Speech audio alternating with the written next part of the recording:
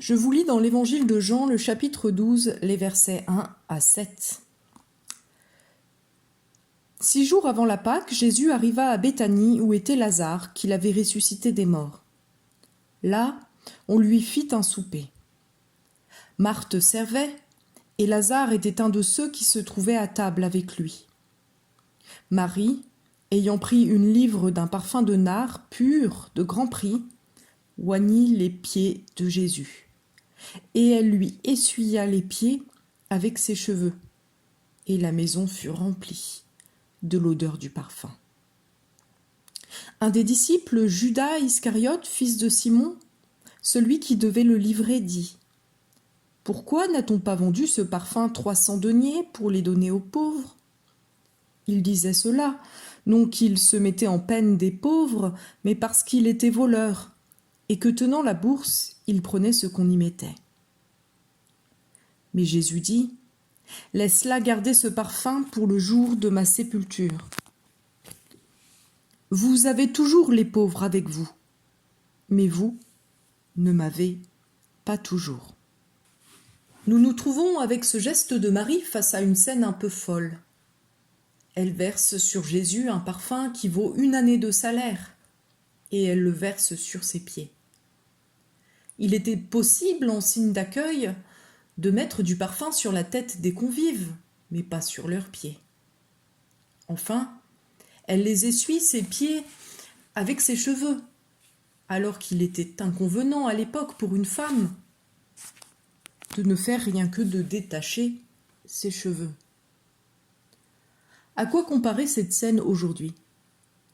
Je me souviens que lors de mes études de théologie, un de nos professeurs nous avait raconté qu'il arrive parfois que des personnes folles de douleur sautent dans la tombe, sur le cercueil de leurs proches au moment de l'inhumation. Je pense que c'est de cela qu'il est question avec Marie. D'une certaine manière, à l'opposé, à l'inverse. En effet, quelque temps avant cette histoire, il s'est passé le contraire d'une inhumation. Jésus a ressuscité le frère de Marie, Lazare. Alors que signifie ce geste ?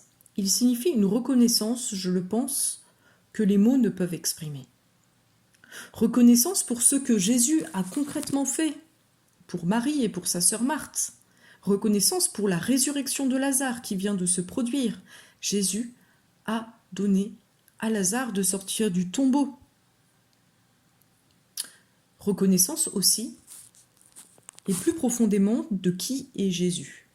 Je pense que c'est là le sens de cette huile qui est versée sur les pieds et non pas sur la tête. On versait de l'huile sur la tête des convives pour leur signifier qu'ils étaient notre égal, qu'ils étaient chez nous comme chez eux. Mais cela n'est pas possible pour Jésus, parce que Marie a compris, je crois, que Jésus est Dieu. Il est celui qui a autorité sur la vie et sur la mort, le créateur de toutes choses. Elle ne peut donc pas lui mettre l'huile sur la tête et le considérer comme un égal. Elle le met sur ses pieds pour manifester à la fois qu'elle est avec lui et à la fois qu'il est au-dessus d'elle. Alors qu'il est question ici de la reconnaissance, de la victoire sur la mort de Lazare, cette puissance qui blesse les hommes depuis la nuit des temps, Jésus, ici, vient un peu casser l'ambiance. Il parle de sa propre mort. De sa propre mort qui va intervenir très bientôt, dans 1 semaine. Mais la joie devra tout le temps être là, malgré tout. Elle doit garder ce parfum pour le jour de sa sépulture. Ce geste gardera du sens, dit Jésus. Il gardera du sens, car même s'il va dans la tombe, il est Dieu. Dans la tombe, il a la victoire sur la puissance de la mort. Et cette bonne odeur qui se répand dans la maison, elle se répandra à jamais.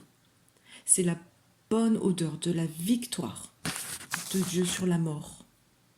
La bonne odeur de Christ pour ceux qui croiront en lui. Alors nous avons ici affaire à une sorte de prière de reconnaissance par ce geste. Quelle place tient la reconnaissance dans notre prière? La reconnaissance dans les temps faciles, quand nous pouvons facilement identifier les choses positives que Dieu accomplit dans notre vie, et la reconnaissance dans les temps difficiles, quand nous ne voyons pas clairement ce que Dieu fait. Bonne rencontre.